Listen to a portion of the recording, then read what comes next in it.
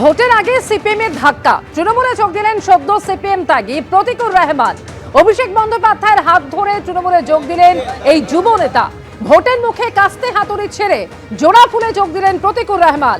আর তৃণমূলে যোগদানের পরই তিনি মন্তব্য করেছেন, বিজেপির বিরুদ্ধে লড়াইয়ে একমাত্র ভরসা তৃণমূলই। সিপিএম শুধু টিভির পর্দায় আর সোশ্যাল মিডিয়ায় প্রতীকুরকে পাশে নিয়ে মন্তব্য অভিষেক বন্দ্যোপাধ্যায়।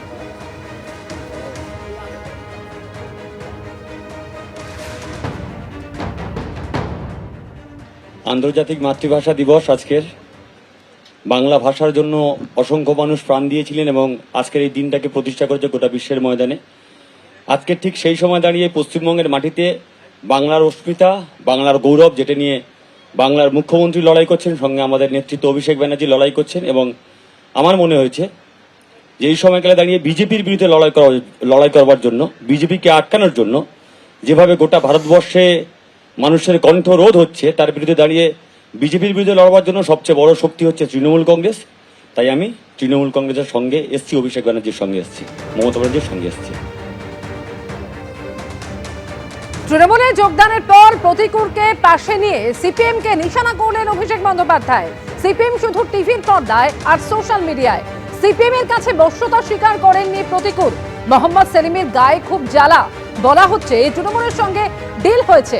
আর কি বলেন অভিষেক বন্দ্যোপাধ্যায়, শুনুন। সিপিএম দলে যে কজন, বিশেষ করে এই প্রজন্মের যারা প্রতিনিধিরা লড়াই করছেন, আমি লড়াই করছেন কথাটা অত্যন্ত সচেতনভাবে ব্যবহার করছি। তার কারণ যেটুকু মিছিল মিটিং হয় এদেরকেই দেখা যায়, বাকি তো সিপিএম খালি টিভির পর্দায় রয়েছে আর সোশ্যাল মিডিয়ায় যত বিপ্লব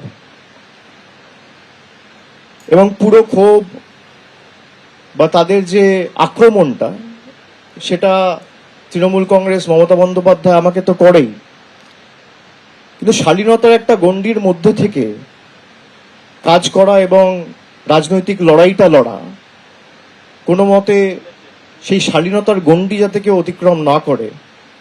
আজকালকার দিনের যারা সিপিএম এর প্রতিনিধিরা সোশ্যাল মিডিয়ায় বক্তব্য রাখছেন বা সমাজ মাধ্যমে বা সংবাদ মাধ্যমে যায়, তাদের অনেকের কথা আমি শুনি।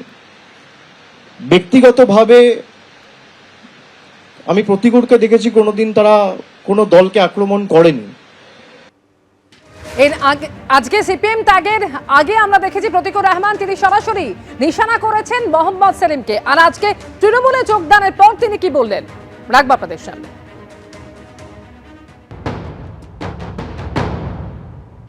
লড়াই তো রাজনীতির লড়াই। এই যে গতকাল থেকে বললো যারা তোমার মেনেছিল তুমি তাদের সঙ্গে গেছো, গতকাল থেকে ফেসবুকে ডটাচ্ছে।